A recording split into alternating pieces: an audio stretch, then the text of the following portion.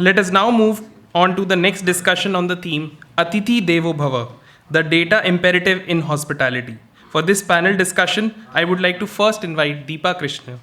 Deepa is the head of marketing for India and Southwest Asia at Hyatt, driving strategic marketing, brand development, loyalty initiatives, and innovation across the region.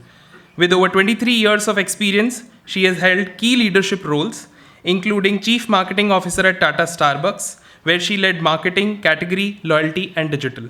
Previously, Deepa served as Executive Director of Strategy at Kantar and Head of Branding and Marketing Communication at Idea Cellular. She has also contributed to innovation strategies at Diageo India and worked with global brands like Unilever, Mondelez, and Philip Morris on customer trends and brand repositioning at the Futures Company. At Godrej Appliances, she played a pivotal role in marketing, new product development, and rural market expansion. An IMDR graduate, Deepa is passionate about studying consumer trends and leveraging innovation to create strong business impacts. A warm welcome to you, Deepa. Next, I would like to invite on stage Dilpreet Singh. Dilpreet is a seasoned loyalty and customer experience professional with 2 decades of experience across varied industries like hospitality, QSR, and retail. He is a certified loyalty marketing professional of the Loyalty Academy US and has been instrumental in developing and managing scalable loyalty programs, powering the 2 greatest growth levers, retention and lifetime value. Welcome, Dilpreet.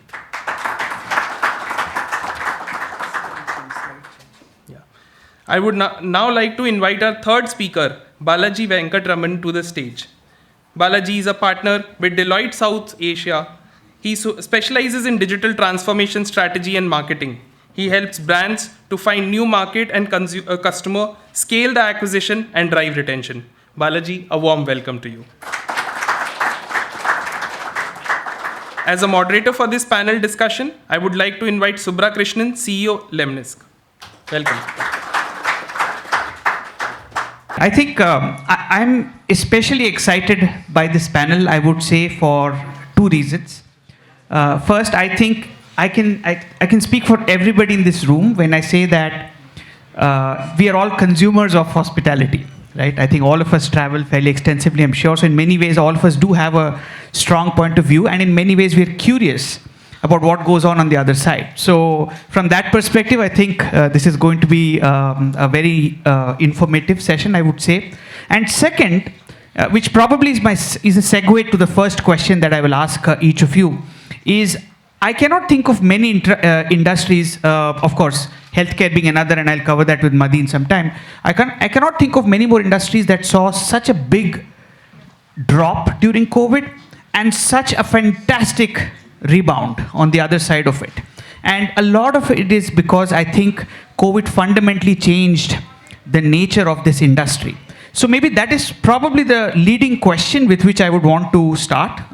Maybe I'll start with Deepa, you, and then Dilpreet and Balaji. Just set the context for all of us here about 2 things. What are some of these big shifts that you're seeing in the industry, in guest preferences? And number 2, what does this mean for what the guests are now expecting? Like what does guest experience, how are they changing and evolving? Maybe Deepa, you could go first. Thanks, Subra, and very good evening, everyone. And you have to promise me you'll have the next event at Hyatt. All right, so I think you're absolutely right. The kind of a seesaw that the hospitality industry has seen in the last 4 or 5 years is kind of unprecedented. What has happened is from a time in 2019 where things were kind of on the rise, everything kind of more or less shut in 2020. But the good news is that we've all long forgotten COVID. It's history and beyond, and I'll tell you why. So let's look at some of the numbers. If we look at the number of trips Indians are taking, it's expected to move from 1.5 billion trips in 2019 to 5 billion in the next 5 years, right? So that's the kind of quantum jump that you're looking at. travel expenditure spent by Indians is expected to move from $150 billion in 2019 to $410 billion in 2030. So all of these are like live statistics that we have on the ground, which really show how the industry is bursting. And I would actually say that this is really the dawn of India's travel century, that it started. You will see that Indians are not only going to be shaping the kind of travel that happens in the region, but increasingly in ASPAC. A lot of our sister countries, whether it's Thailand, Vietnam, Indonesia, etc., would increasingly rely on Indians traveling to those destinations, and of course, various other markets. So I think that's kind of a large perspective. How have preferences changed? I think, in a sense, COVID has made us all realize how short life is, and it has made people stop postponing things for tomorrow very clearly. I think, maybe even 10 years back, the whole cycle was that you get a job, you probably at a certain time buy a house, buy a car, and then you may want to travel. It's completely turned on its head now. You look at any 20-something, they're not even interested in buying a house. They don't see any value in buying a car because transport is so easy, and you want to travel. You really want to travel and experience the world. So the world is really moving from this materialistic economy to a very, very sharp experiential economy, which is great news for us. And it has various effects on segments, right? So if you look at Gen Z, for example, they're very clearly already born into this, and they are spending like never before. Millennials, who have kind of been caught at the cusp, when COVID happened and they were kind of making certain life choices, are postponing responsibility for experiences. So they're deciding maybe not to have kids, maybe to have a pet so that they can travel, etc. Right? And if you look at Gen X, they're very clearly saying that let's not save money for our children. Let us spend what we have, and that's bad news for some of the kids, but yeah, it is what it is.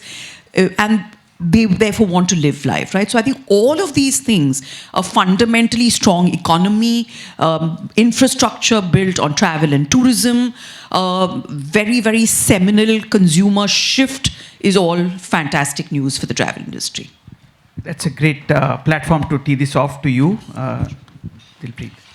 So I resonate the same feeling like Deepa said. So just to add on to that thing, so like again, when we are talking about specifically the hospitality industry. So I believe like hospitality industries, like today everyone is talking about CX, which is the customer experience. So I personally believe the origin of CX is the hospitality industry, because it operates on the fundament of home away from home.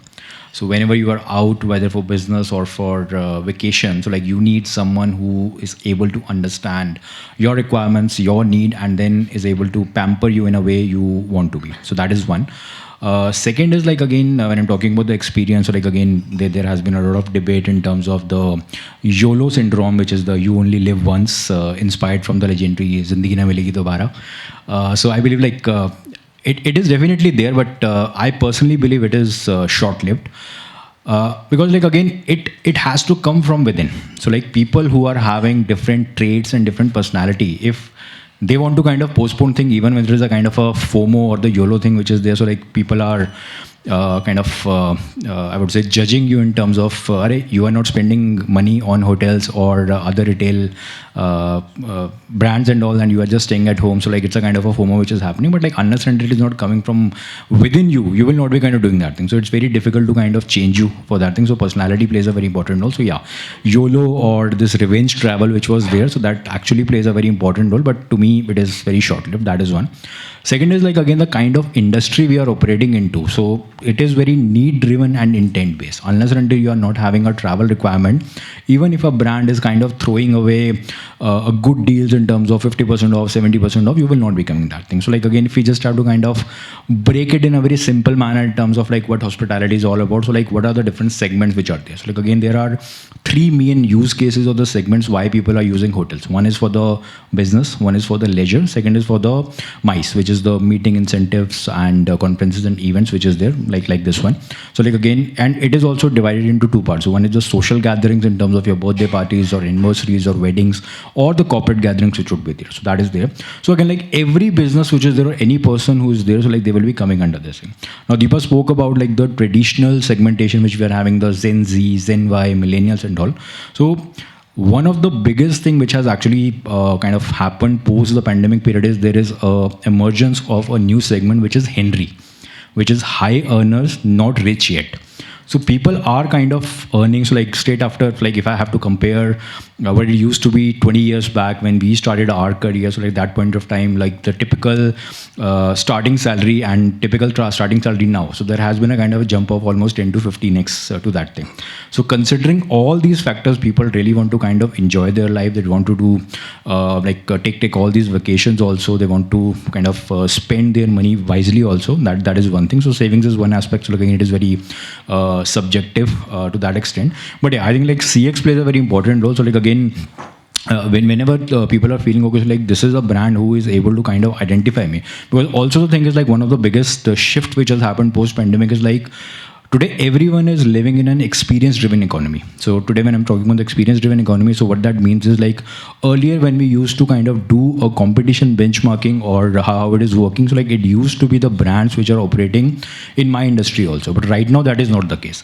So today people are comparing you with brands which are outside your industry also, because like again, if I'm talking about a hotel, the end mile delivery is happening when you are staying at the hotel, but like whenever you are kind of making a booking on my brand website or my mobile app, the kind of browsing experience which you want, that has to be in line with when you're doing the same thing on, let's say, on the Amazon or the Netflix.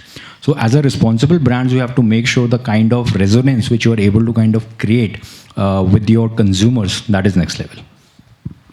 Balaji, I would like you to weigh in this, and of course, both of them have set a fantastic platform.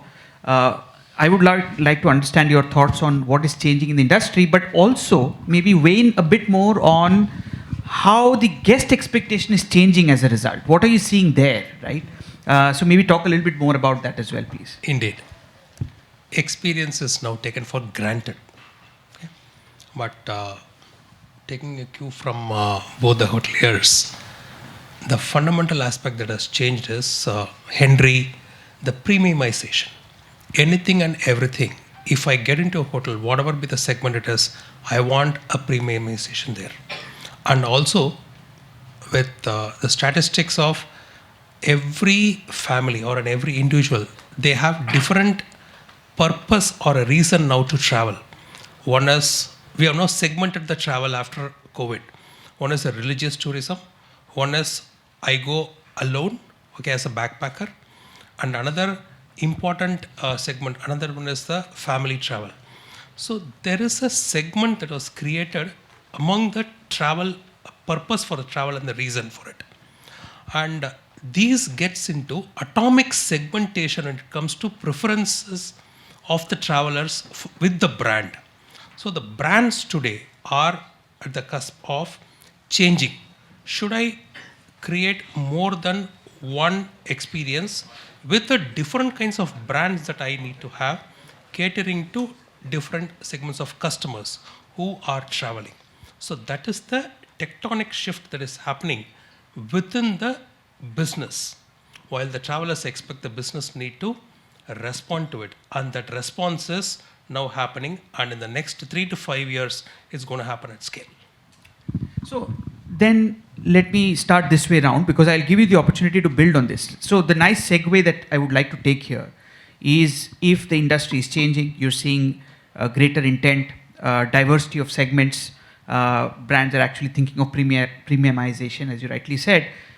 It also calls to question the readiness of these brands to cater to these guest expectations, right? Specifically, readiness from two perspectives. A, are they ready from a data perspective? Because obviously all of this is going to be driven by data. And second, are they even ready from a workflow perspective, right? So just the front end and the back end being seamlessly connected and being able to do these little things which seem to go a long way. So what is your take on that, and what needs to be done there? And then I'll move around. All right. On the data part, everyone says we have data. But the data that was collected over the last decade or even over the last 5 years, some of the data are getting meaningless or obsolete. A traveler looks for a sustainability as a metric to stay or associate themselves with a brand. Is that data with me now? To drive that preference and personalization? No. But gone are the preferences where I want a feather pillow or I want near to the elevator. These are all hygiene. Now, there is a micro preferences that are expected from the traveler based on the purpose in which they are traveling. And there is a clear blurring that is happening between business travel and leisure. Okay? So there is when I am a business traveler and I want to get into a leisure, there is a shift in terms of preferences and how the brand can personalize the traveler. So this is an important point, and there is a work in progress with all the businesses today. Dilpreet, do you want to weigh in on that? So you touched base upon a very important point of premiumization. So I believe like premiumization is definitely there. So like today's consumer is able to and willing to spend more. However, when I'm talking about the premiumization, it is directly correlated with differentiation, which comes from the brand side. So today, if I talk about, let's say, hospitality per se, so like hospitality again, like as a luxury hospitality business, which is there could be 3, or I would say 4 blocks to that thing. So starting with a kind of a commodity. Commodity is okay, so like any, like a smaller room is there with the basic amenities, like your bed is there, your AC is there. So again, like, and the beauty of that is like you can scale it up. So in an year, you can kind of add 5,000 to 10,000 inventory in that thing. So like people might not be paying differentiation for that thing, the premiumization for that thing. The next is the product. So product is also like you are having this commodity plus your F&B part is there. So like you are having some super specialty restaurants attached to that thing. So people are willing to pay more to that thing. The third aspect to that is the experiential. When I'm talking the experiential, okay, so like you are adding a layer of sustainability. You are adding a layer of wellness. So that would also be there. The last but not the least is the transformation. So transformation is something which today everyone is looking forward to and people are willing to pay premium to that thing. That is one thing. Second is like again, one of the biggest concern which people are having at the moment is like the rates are very high. So like that is one of the biggest thing which I tend to hear whenever I meet my members also, or I meet some other people also. So we need to understand this is a kind of a perfect blend of the demand and supply. So like again, today, wedding season is there. So like you would be hearing, so like obviously like 45 lakhs weddings are happening and stuff like that. So in that case, like the kinds of rates which are being there. So because that is the case, like if I'm talking about the hotel industry, there are typically 40 to 45 days in an year. So which is typically 12% of the total which is there, where everyone has to do the wedding. So in that case, if the supply part is not there, so rates would definitely be high. So in that case, like again, I would say that is just one example to that thing. But yeah, like coming to your point in terms of premiumization, so like again, it has a kind of a correlation with what kind of expectation you are having from the product. So if you are able to kind of get that product, people are willing to pay more on that.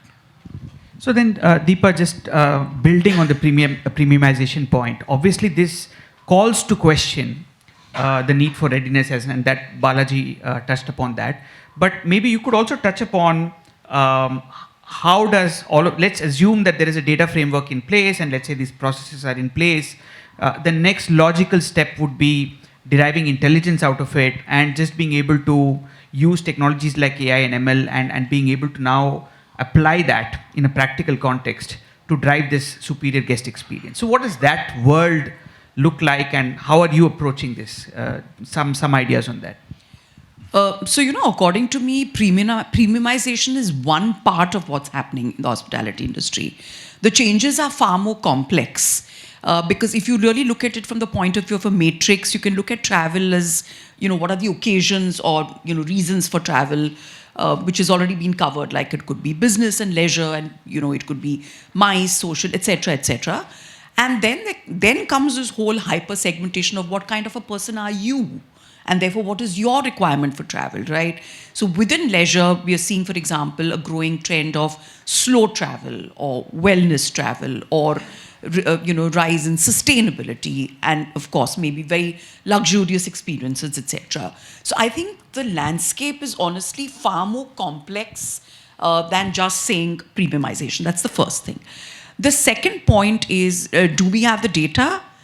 I think unlike, let's say, FMCG or durables, our industries and I think retail are interacting with consumers every day.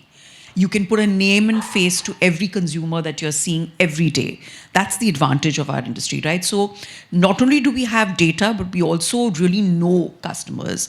But of course, just because you have data doesn't mean it's going to be the best use of it, right? And there comes the agility or nimbleness of various brands within this industry to really kind of use it to an optimum level. So what are the opportunities? I think one is really to make sure that your whole pricing and your demand generation game is optimized by using technology, right? So that's a very, very strong use case. So for that, we will look at various inputs like what is your current occupancy, what's the seasonality, what do you want to really achieve, and therefore how agile can you be with your pricing, etc. And gone are the days of, the regular pricing models really working. It's really all driven by technology. That's one aspect. The second is, of course, this whole thing of content generation and social media, right? So there you're going to have huge amounts of content that are generated for almost like a segment of one in an ideal scenario. I'm not saying it's happening right now, but it can happen.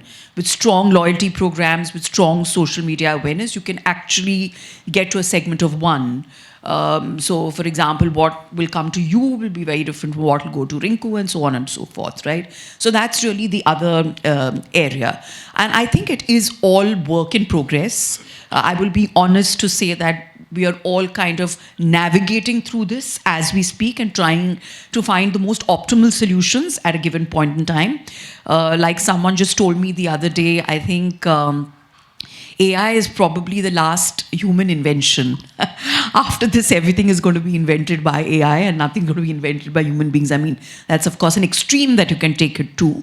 But the point is that it's going to become a very, very strong enabler to help you grapple with uncertainties and kind of overlay on your platforms of data that are already there.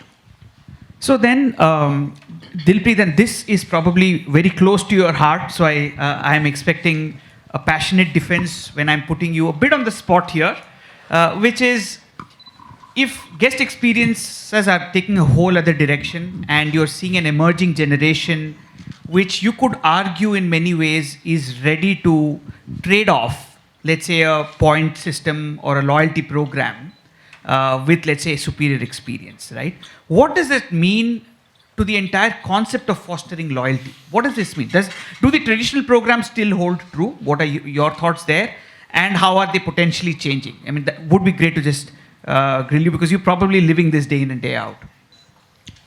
So I believe one of the biggest pitfall is that mainly people confuse loyalty with loyalty programs. So that is the biggest pitfall which is there. That's a very valid point. That is one thing. Second thing is, like, again, I would say loyalty is a mean to an end. So when I'm talking about a mean to an end, so like loyalty program is a driver and loyalty is something which is either a destination or something which you actually aim to do that thing. Now within loyalty also, like, again, it varies. So like, again, as per me, I believe like loyalty is primarily having three phases. It starts with the transactional loyalty. So wherein, like, again, whenever you are getting a good deal, whether it's for hotel or for any other brand, you will be kind of sticking to that brand. That is the transactional loyalty. Second is the behavioral loyalty. So typical example of behavioral loyalty can be seen if we just go back maybe 5 to 7 years back, when the immersion of these digital wallets, your Paytms and MobiKwik came. So like, again, initially they gave you that cashback and discounts and all, and you got stick to and hooked to that thing. But after that, like when they pulled back that thing, it was a kind of a behavior shift. So like, again, when you are paying the utility bill, so just I think like within 5 seconds or 7 seconds, you are just with a 1 click or 2 clicks, you are able to do that thing. Now, even if you are not getting these discounts or cashback, you are sticking to those portals. So that is the behavioral loyalty. Third one, which is actually a kind of a nirvana stage for any brand, is the emotional or the irrational loyalty. Today, if I'm saying, okay, so like, let's suppose hypothetically, a business traveler is there who is having some work, he's coming from Delhi or some other place, he's having some work in Mumbai. So now he's having two choices. Either firstly it would depend like where his business meetings would be, but second is like if he's having a choice, okay, so like I have two hotels, one is ITC Maratha, I have ITC Grand Central also. If the person is, I was having a chat with Balaji, so he was saying like he's a kind of a pro ITC Grand Central because like due to multiple reasons, so that thing. So now I'm saying like if I know that someone is having an affinity for Grand Central, like again, both ITC Maratha and Grand Central are having their own differentiations and the USPs which are there. But like again, if you are kind of having this loyalty, even if you have to kind of travel 45 or 50 minutes more from the airport to this place, but like you are having that emotional connect and the irrational loyalty, you will be kind of going with that thing. That is one. Second is like again, as a brand also you need to understand that again, like we spoke about the loyalty programs and the loyalty which is there. Within that also, like we often confuse loyalty with retention. So retention is something like again, like if a person is not even having a choice. So like again, it's about the demand and supply thing. Right now, I think like still talking about the insurance sector, so a lot of private sectors are there, but still no offense meant, but like people are having a belief that LIC is still secure. Even if the kind of experience which they are giving, yeah, table number 3 pe jao, table number 4 pe jao and stuff like that, they will still be sticking to that thing. So that is also one of the factors that like again, like you should not be confusing retention with the loyalty part which is there. And it's a kind of a ever evolving thing. So like again, when you're saying like because one of the biggest problem is also like today, most of the brands, they are owning the transactions and not the customers. So one such incidents wherein like again, you are not able to kind of deliver the superior experience, the chances the person will be moving and then to bring back that person would be a big task. I think that's a fantastic point you made there, Dilpreet, which is that loyalty programs are a means to an end, and creating loyalty is not necessarily about a very specific program. And so Balaji, we were having a chat, and one of the things you pointed out is that, for example, you pointed out to the Four Seasons model, which in many ways is completely doing away with the notion of loyalty programs in the first place, and instead is trying to build loyalty the way Dilpreet was talking about, which is go one level higher, win them with experience, right? So is that a trend? What are some of the things that you have seen? Yes. Loyalty now is based on the consumer segment or the guest segment. The future of guest, as we talk about, is if I am a millennial, how will I handle loyalty? If I am a Gen Z, what is loyalty to me? And the next generation. The reason is, I want to keep on accumulating the point and burn at once. And the next segment is, I want serendipity moments. Another one is, if you remember me, if you know me well, every time, in every moment of truth, that's loyalty for me. Okay? So it changes among the segments of guest and consumer, and loyalty as we speak will definitely go through a transition when the transition of generation of guests will start moving around. Okay, that's where we have a lot of papers around it. That's where the loyalty as a concept is shifting. Loyalty will stay, but how loyalty will take its avatar is going to be definitely different in the coming years to come. Probably next 2 to 3 years, loyalty will change. Got it. So this also brings into question, like you're giving this example of how preferences need to be carried forward, etc.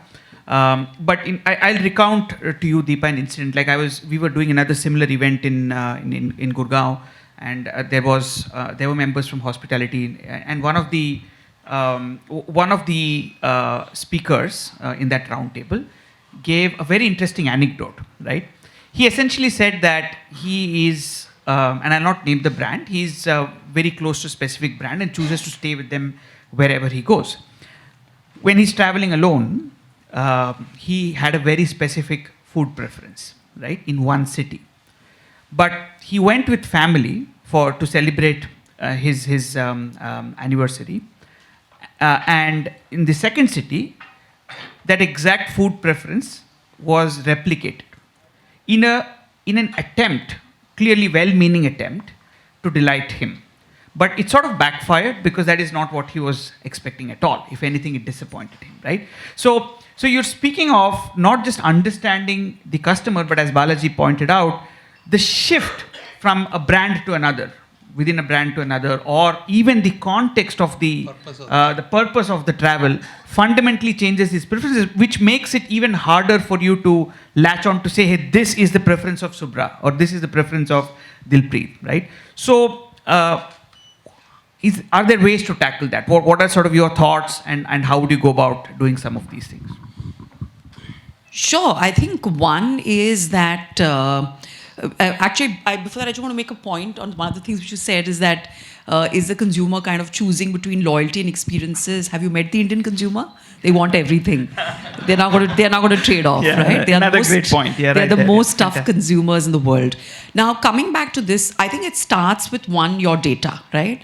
And you have a database of, let's say, past history, etc. The most complex part of loyalty is bringing it alive on the ground, which requires huge amounts of training, right? Because you may have a fantastic system in place which is there to kind of reward your guests according to various tiers, etc.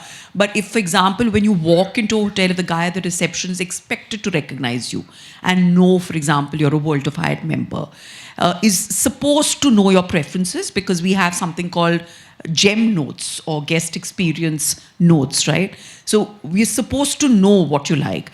Now, the thing is, in spite of that, you're also supposed to figure out if that's still valid for this particular experience or not, right?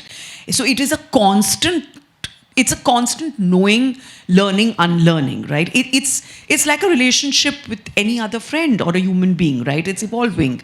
And therefore, while you may set a very strong base, that base has to be constantly adapting, agile and modified to present day. I always quote this in the context of loyalty. There was this very famous African-American poet and author called Maya Angelou, who said that people may forget what you did for them or said to them, but they will never forget how you made them feel. Fantastic. Right? And I think brands which are very successful with loyalty know how to make the customer or the guest feel good. And even in this example that you were quoting, I think the fact that there was a translation from one hotel to another, in my mind, is good. Where the cookie crumbled is not cross-checking it with that guest to figure out if that's what he or she still wants, right? So loyalty is only as successful as one, of course, the experiences that you provide, your basic program, but what you do on the ground. How can you inspire your armies on the ground to feel passionate enough about your loyalty program, to do simple things like smile at a guest every time, right? To ask them how they're feeling, to ask them what they want. These are very, very basic, simple things, but let me tell you, the most complex to master and to kind of institutionalize. And therefore, I think brands that are the most successful are trying their best to institutionalize some of these soft aspects into a hard-coded kind of experience or loyalty program to create the best loyalty experience. Fantastic. I do want to give you, I want to be cognizant of time, but I think Dilpreet, you might want to add something to this conversation here. So just want to question you. No, so like, as I said that right now when I'm talking about the loyalty or maybe loyalty program, so two important drivers to that is the recognition and the privilege. Because recognition, I think like the perfect example of recognition is the frequent flyer programs which you're having for airline. The way they recognize their members is to the next level. So like I think like as a hotelier, we still need to kind of see that thing. That is one. Second is the privileges. So privileges in terms of like, again, what are the merits or what is something which is in for me as a member, why I should be enrolling into your program. That is one thing. So again, like talking about, and there is a intersection of the loyalty and the CRM which is there, because like again, coming from a traditional ops driven and the service driven background of hospitality. So the journey is like, it starts with the warm welcome and ends at a fond farewell. And we are very strong in that thing. So in between, like, you name it anything and we will be able to kind of do that thing. So the trick is like how you are kind of maintaining the same thing once the checkout has happened. So there your loyalty and the CRM thing will come into the pictures. Like again, all the data footprints, both the imputed and the actual ones, so imputed in terms of like the kind of feedback which you're getting from the front office, the kind of feedback which you're getting from the F&B. Okay, so like, are there certain likings or dislikings or the preferences which are there? If you're able to kind of infuse that thing into the guest profile and then come up with a model, the algorithm would be there, and like leveraging on the technology and the data also. If you're able to kind of do something, so like again, you are able to kind of win back the customer to that thing. So I think that is the take on it. I heard the bell ring, but Balaji, I do want to ask one last question to you and then close the panel, is around privacy, right? So with DPDP Act coming in, all of this, how does that change? What is your recommendation for the industry? Increasingly, we will be, the industry will be absorbing more data. Okay? And it's going to be at an atomic level. And one of the aspects of loyalty or preferences is trust. It takes once to break. And with the acts coming in, the next generation travelers and the guests, the one thing they expect is the clear transparency. Why you collect data, what are you doing with data, and how are you driving or how are you giving me what I expect from you from data, and how are you keeping my data safe. These are the 4 very, very important aspects a guest is looking for. If a brand can consistently, because every attempt you need to maintain the trust. If you can maintain the trust, and with this, there could be a compromise on experience also. Because if you can little relax, I can get that serendipity moment, but it might compromise. So the consent is very important, and to the extent in which I'm going to get the consent is important, and how I'm going to use the consent, and if it's for a limited period, am I transparently telling that yes, your consent is experienced and give me back? Okay, without those disclaimers and fine prints, that will drive the loyalty, and that's where the shift is happening with respect to privacy and data. Thank you. So I would have actually loved to grill all of you. There's so much nice conversation happening, but we are bound, unfortunately, by the event format, and maybe I will follow it up with podcast with each of you separately. I would love to do this, actually. But thank you so much, Balaji, Dilpreet, Deepa. This has been, I'm sure, a very interesting session for all of you. Thank you very much for taking the time out. Appreciate it. Thank you. Thank you, Deepa, Balaji, Dilpreet, and Subra for such an engaging and thought-provoking conversation. It was truly insightful. I would like to thank all the panelists with a token of appreciation presented by Praveen DS, co-founder and CTO Lemnisk.